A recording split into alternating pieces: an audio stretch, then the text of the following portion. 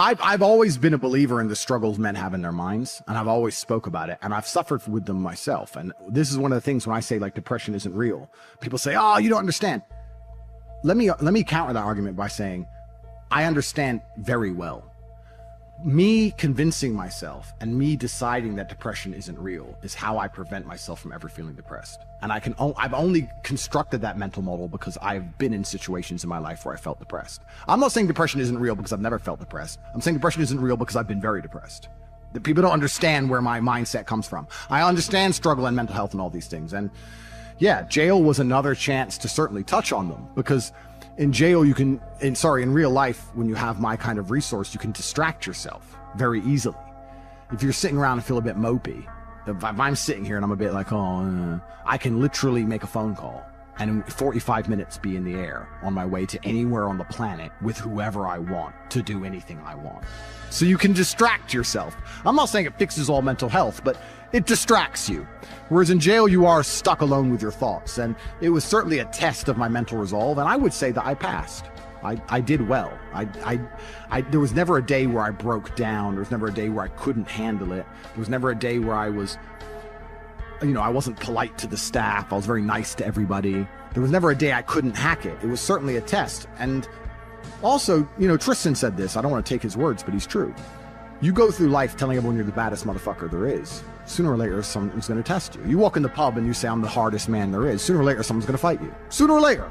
And life's like that. You want to be the top G and you want to go through life and say, I'm the top G. Then God's going to say, well, we're going to see if you deserve to call yourself the top G or not. We're going to put you in a Romanian jail cell. And we're going to leave you there to rot. You're not going to know how long you're in there for. And the biggest mindfuck is I thought I was going to be in there for years. I had no idea. Everyone's telling me years. I thought I was going to be in there for years. So maybe God was just seeing, he was watching me and he was having a look and saying, you want to call yourself top G? Let's see. And I like to think I passed that test. So it is what it is. But yeah, I agree with you. In terms of mental struggles, yeah, they exist for all men. And I also think that's one of the reasons I'm so large. I talk about those things a lot. I talk about those things a lot with men and I help men with them. And I try and say to men overall that life as a man is pretty shit. And you're going to feel shit for a pretty large percentage of the time. But you're only going to ever escape that if you just perform regardless. You have to perform when you feel bad. As a man, you can't say, I will perform when I feel good. It doesn't work that way because our heads are too complicated and life's too complicated. There's too much on our shoulders and we have too much stress and too much pressure. Our heads are fucked. You have to be the kind of person who says, I perform regardless. I didn't miss a single day's training. I didn't miss a please. I didn't miss a thank you. I'm not saying I was happy. I'm saying I did exactly what I was supposed to do. The worst thing about prison, I think, for everybody else, because there was a lot of men in there who were crying, a lot of men who were having mental breakdowns, I think it is the problem I didn't have, which is knowing that if you're a normal man, you go to jail, and they just pick you up and you go to jail. Who pays the rent? Who's feeding your kids?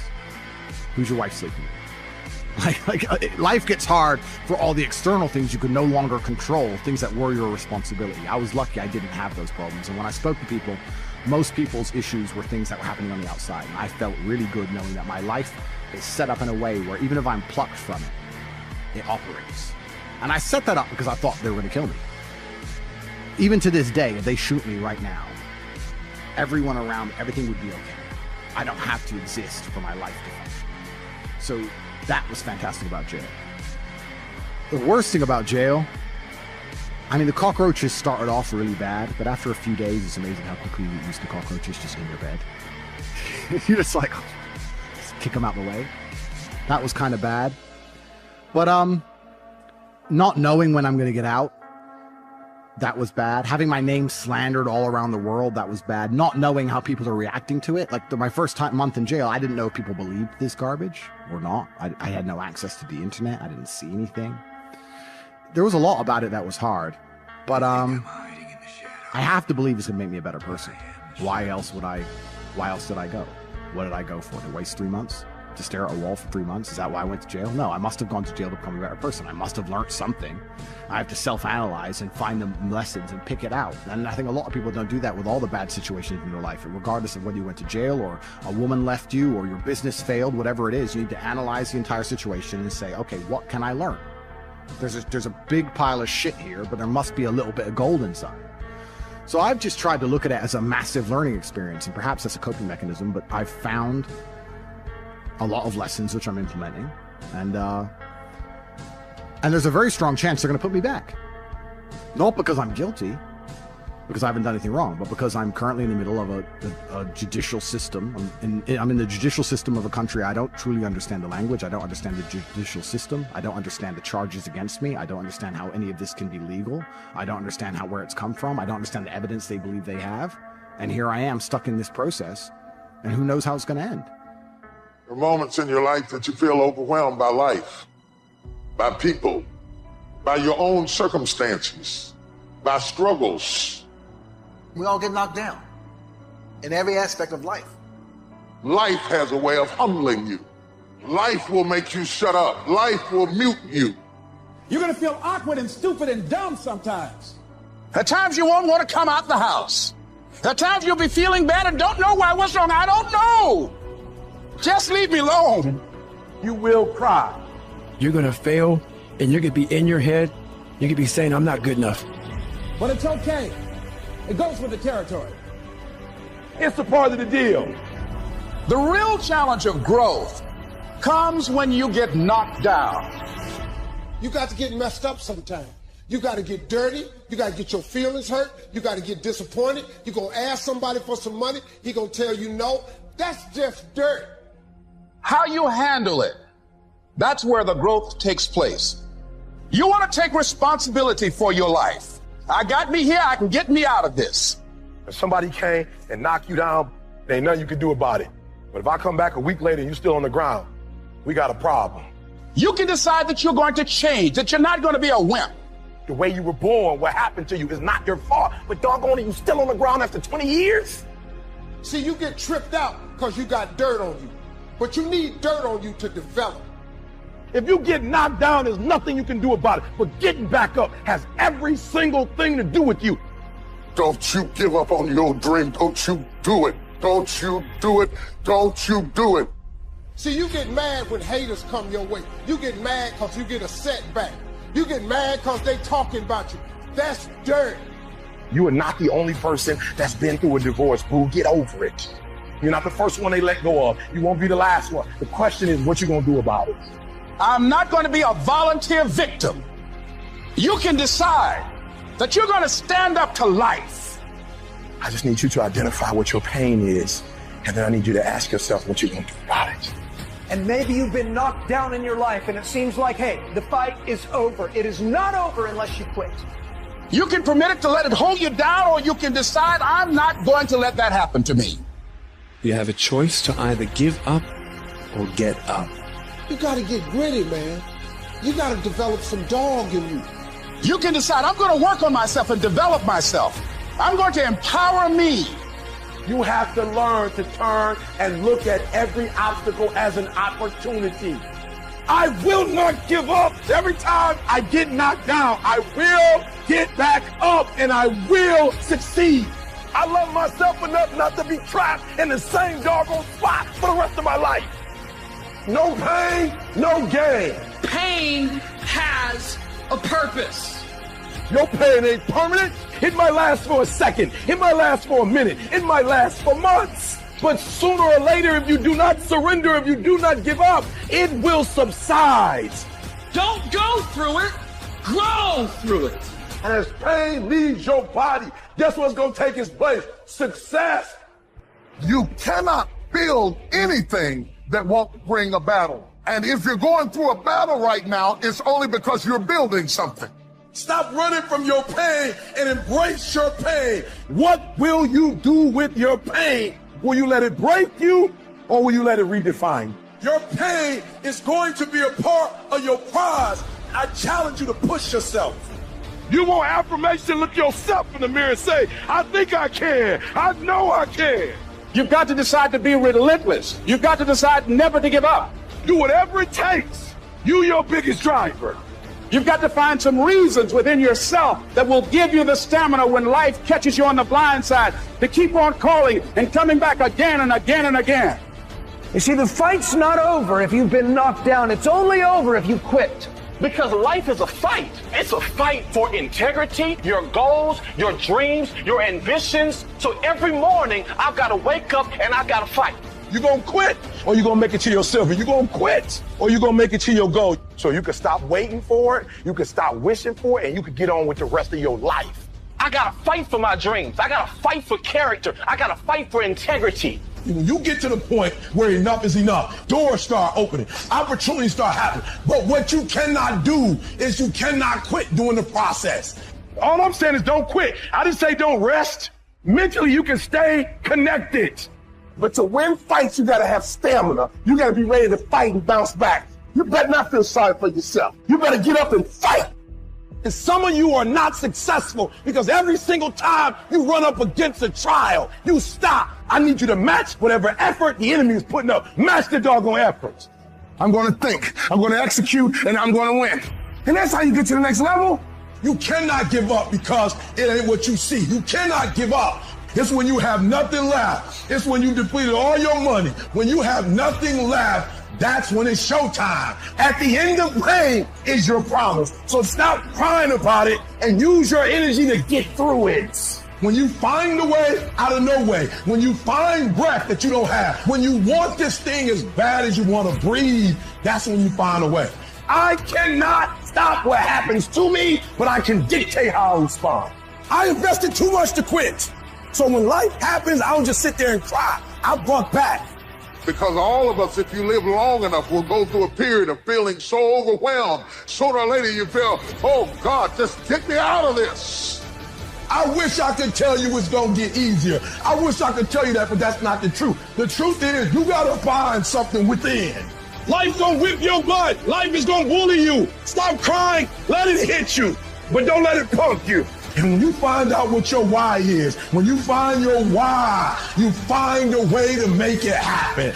And I'm telling you right now, don't give up, don't give in, get through it. I don't care if you're sick, I don't care what you're going through. If you're not dead, he ain't through with you yet. As long as there's breath in your nostrils, you still in the game. You're gonna be here one day, but you'll never get here if you give up. As long as there's breath in your nostrils, you still can win. And finally, guys, you gotta wanna succeed as bad as you wanna breathe. And you will promise me that from this day forward, you will not be defeated.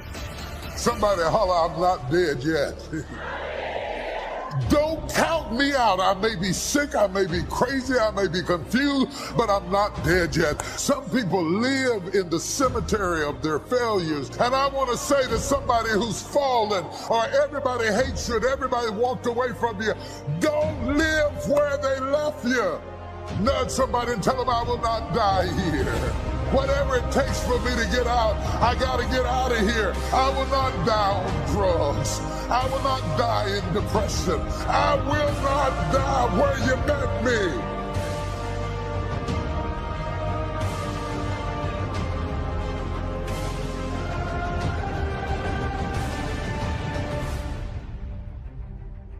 Number one motivating thing for me, and I'm just being honest, was I was sick and tired of being poor. My mother was poor, my father was poor, my brothers and sisters were poor.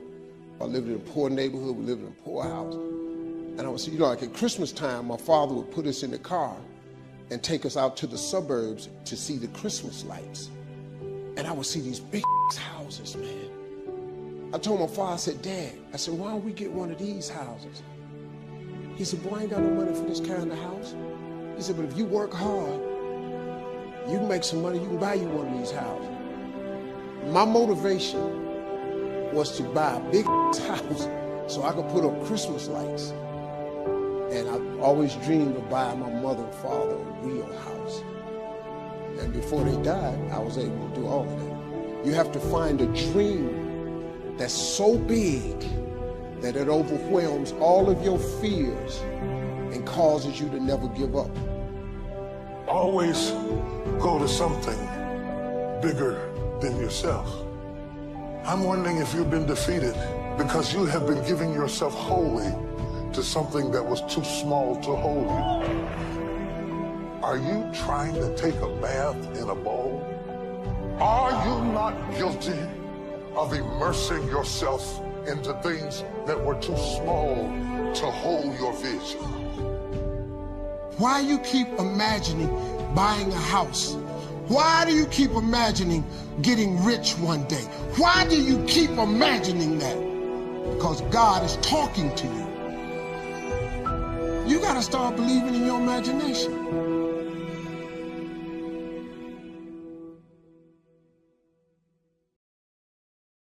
Living this great life, you're doing everything you're supposed to do, but deep inside, when you look in the mirror at night, you know you are sad. And you are sad because your soul hurts, because you need God. When God becomes your ally, then no moral man is worth fear or even respect. I will destroy any moral man on the planet. I fear one person, and that is God alone. So God just broke your heart on purpose to show you that the way you're living your life and the man you are simply are not good enough. What have you changed since? You need to get up and work so hard that even in the eyes of God, he is proud of you.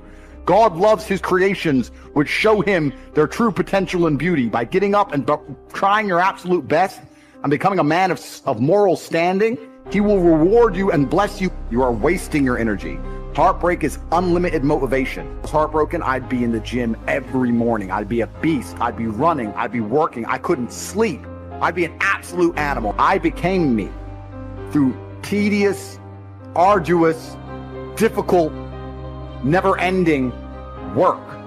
You're failing God. If you were the best version of yourself and you were waking up every day trying your absolute best to be a unique and special individual, then you would not be failing God any longer, and he would not plague you with this bad luck.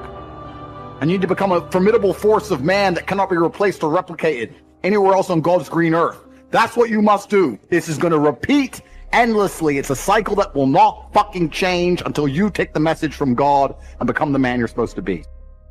If you wake up each day and go, I don't owe anybody anything, I don't have to prove anything to anybody, then you are a loser, because you are absolutely not incorrect. You must prove yourself to other people. You must prove yourself to God.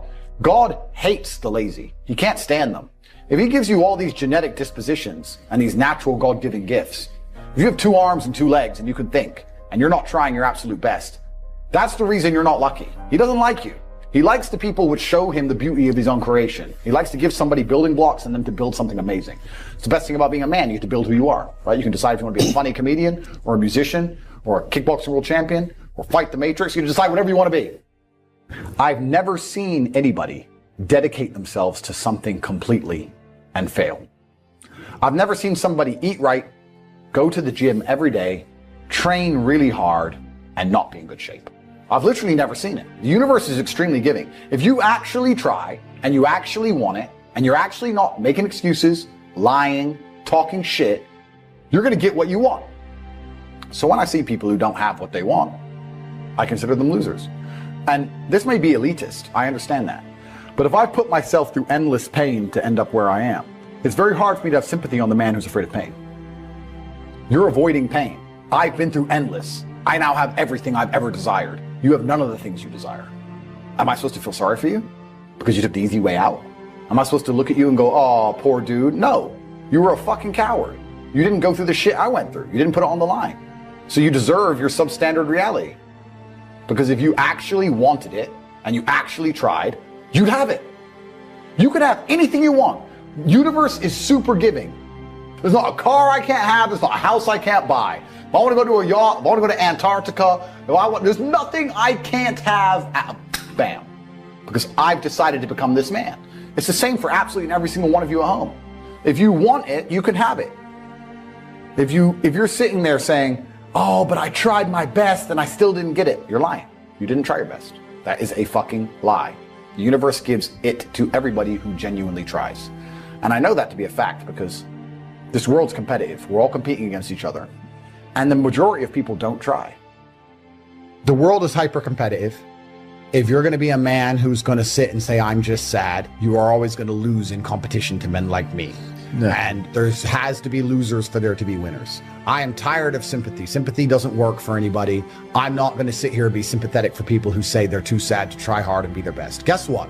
Perhaps I was sad every time I did exactly what I was supposed to do and trained anyway. Perhaps I was afraid when I fought anyway. Perhaps I was tired when I worked anyway. This is how you get ahead in life. I don't have a fucking ounce of sympathy for these people who sit here and say, well, I feel this way, so I can't. Then don't do it. Stay down there. The winners are at the top, and the winners at the top don't give a shit about how they feel. We wake up and we perform regardless of how we feel day after day. So if I'm going to ignore my own feelings, I'm certainly not going to take into consideration anybody else's. Yeah. Why am I going to ignore how I feel and make sure I'm constantly performing regardless, flawlessly, and then sit and go, oh, but he doesn't feel good, so he's allowed to fuck up. No, you are not. You're not allowed to fuck up to your ancestors or to God or to yourself. You have to perform. This is what being a man is about. The baseline of masculinity is doing things you don't feel like doing. I can't comment on being a woman because I'm not one. But the baseline of masculinity as a whole is the thing that makes a good man a man is that he does what he doesn't want to do. He doesn't want to work and he works anyway. He doesn't want to go to war and he fights anyway. He doesn't want to get up, he gets up anyway. That's the whole point of it. We didn't want to die in the Titanic. Guess what happened?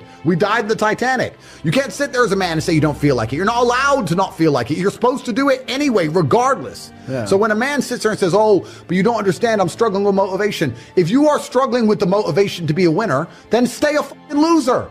No problem. Stay a loser. Don't care. Because in my circle, there's no losers around me. Your energy is disgusting. I find it revolting. I don't like weakness around me, even near me. Even people coming up saying hello to me. If you're depressed, don't even shake my hand. I do not have time for losers on any regard. Winners only. If you're the person who wakes up, does work, is fantastic at it, and then takes 3 days off, you're going to lose. They say that hard work beats talent when talent doesn't work hard. That is completely true. You have to be consistent. You have to decide. Are you the kind of person who wants to make a lot of money in this life and live a life of freedom? Or are you the kind of person who wants to look back when he's 30 on his 20s or 40 on his 30s and look at that decade and go, what did I do with that decade? Well, I didn't get rich. I didn't travel the world and live like they do in Tate Confidential. What did I do? Well, I had a day off here, a day off there, a bunch of nothing days that amalgamate into this decade of nothingness, and you're just wasting your time. If you want to win, you need to be consistent. You don't need to be the smartest, not at all, but you have to be the guy who's there day after day. And I guarantee you, I will guarantee you right now, IQ has nothing to do with how successful you'll be as a person. What is going to determine how successful you're going to be is, are you there every single day? Are you doing what you're supposed to do day after day? I can also apply this to sales. I knew guys who were terrible on the phone. Back in my day, sales used to have to call companies. I was smooth, I was the best. We had some other guys who were smooth. They'd land the deal, go buy a nice car, whatever, take a few days off, take it easy. We had people who were terrible. When I say terrible, I mean they had a thick Indian accent, didn't speak English that well, didn't know the script that well, didn't know the answers, but they were always in the top 20% of the company because they just hammered the phone. They just were on it. They needed to feed their family in Bangladesh. They didn't give a fuck. They were just calling. That's it, day after day. When you're on lunch break, he's on the phone. You can win with hard work alone. And that's what's amazing about the universe when I say that. God will give you anything you truly want. If you truly want money and you truly try hard, you truly listen to us, you are going to have as much money as you could possibly ever desire. But if you think you want money, but you kind of want something else, or if you're arrogant, or if you're lazy, you're going to end up somewhere in the middle if you're lucky and talented. And if you're not talented, you're going to end up at the bottom. So you don't want to be a normal dude, because when you're a normal dude, you're a loser. You don't get to do amazing things. What's interesting is none of you have had a normal life. You've had a unique and individual life path. The things you've gone through, nobody else on the planet has gone through. You've lived certain experiences, the school you went to, the time you were picked on in that class, the girl who broke your heart. Every single thing you've been through is unique, like a fingerprint. A completely unique life. And somehow you've managed to stay completely non-unique. It's almost impressive how you can have a completely unique life experience and still end up average. How the fuck did you do that? Your life's different than everyone else's, and you still look and talk and sound and act like everybody else. Like a dummy. That happened because you have not paid enough attention into analyzing your life. Self-analysis. Every single time something good happened to you, every single time something bad happened to you, you've not spent enough human hours sitting and thinking and trying to work out why it happened. How to make sure the good things happen more often, how to make sure the bad things happen less often. What was God trying to teach you? He was trying to teach you something. You think, oh, I just got scared. No! God sent you a lesson, but you didn't pay any attention to it. Do you understand? Everything that's happened to you has been sent from God himself to guide you on a unique path. Everything good and everything bad. And the point of the unique path is that you end up a unique person. But you are failing. God is unhappy because you're not trying hard enough. God hates the lazy. God wants people who try. You understand? You know what I can't stand when I hear Christians say, if it was the Lord's will, I would have had some money by now. No. You can't dump that on God. He said faith without works is dead. I'm just asking you, man, to try something new. Now, if that ain't what you want to do, then good luck. You keep doing what you've been doing, you're going to keep getting what you've been getting. I would try something else if I was y'all. Look at somebody and say, it'll work if you work it. Work it. I started my church with 7 people in a building, cooking ribs and chicken to pay the rent. When they were calling me the boy pastor, and they were making fun of me and said I would never be nothing. I worked a job and I preached on the side, and I put my check in the offering to keep the doors open, and whatever we had left, we cooked up and sold dinners to get another month to fight again. We preach with our lights off. We preach with our water off to get to where we are right now. And I came to tell you today, whatever it is you are trying to build, if you won't sacrifice for it, if you won't be hungry for it, if you won't sweat for it, if you won't bury your pride and put in the work for it, you don't have the right to get it until you will stay up at night and go to school while other people are watching the game and read and work and pray to get to be whoever it is you are trying to be. You have not got the right. You need guts. You can't be this without guts. I preached 1.5 years in an empty room. Forget about my dream. What is your dream? What is your goal? And what will you put into it in order to get what you're trying to get from God? How much? It will only work if you work it. If this message spoke to you as a man, you can either cower down and give up and let your wife become your mama, or you can stand up like a grown man and handle your business. Get out of your feelings. People will not work for emotional people who have meltdowns and freak out and hold grudges. You have to be bigger than that.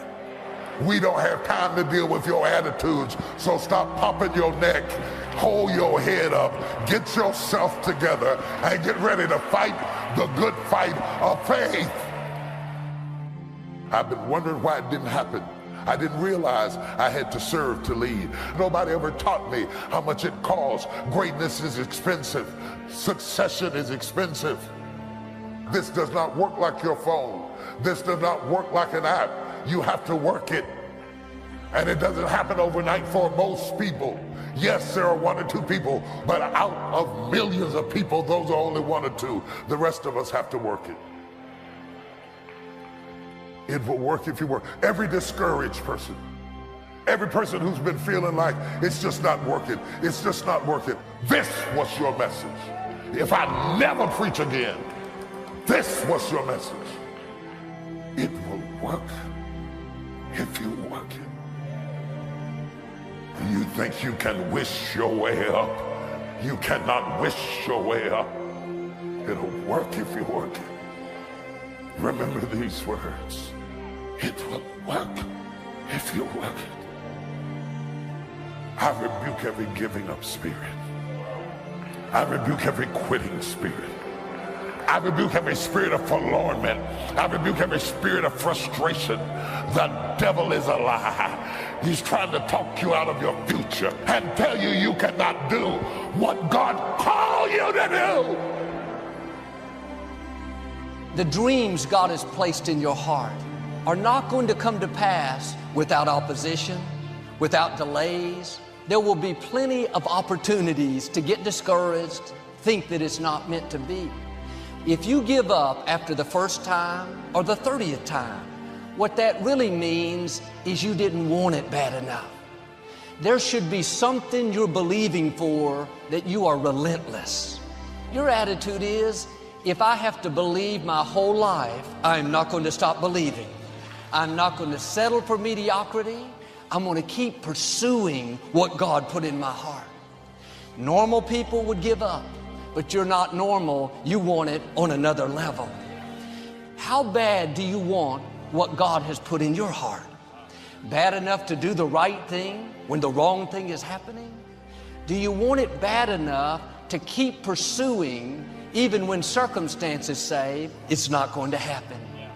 If you're overcome by problems, you let circumstances push you down, people talk you out of it, you're not going to have the strength to sustain where God is taking you. You have to be more determined than the opposition.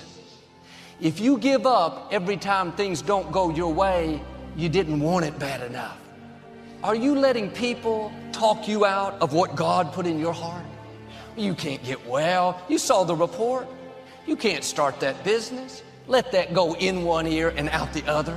Ignore what they're saying. If you're going to see what you're believing for, you have to be willing to do what other people won't do. Other people may not believe when it looks impossible. They may get discouraged, tell you, don't bother praying. No use getting your hopes up. You're wasting your time. Say, God, this looks impossible, but I know you can do the impossible. The odds are against me, but God, I know you are for me. Well, I dated 2 girls. Both of them told me I wasn't their type. I don't think I'll ever get married. You don't want it bad enough. There are several million other girls out there. How bad do you want to get out of debt? Bad enough to not buy things you can't afford? Bad enough to honor God by tithing your income? How bad do you want that promotion? Bad enough to get to work early? Bad enough to take that online course to sharpen your skills? How bad do you want your children to stay on the right course? We don't think twice about having to get our children up for school.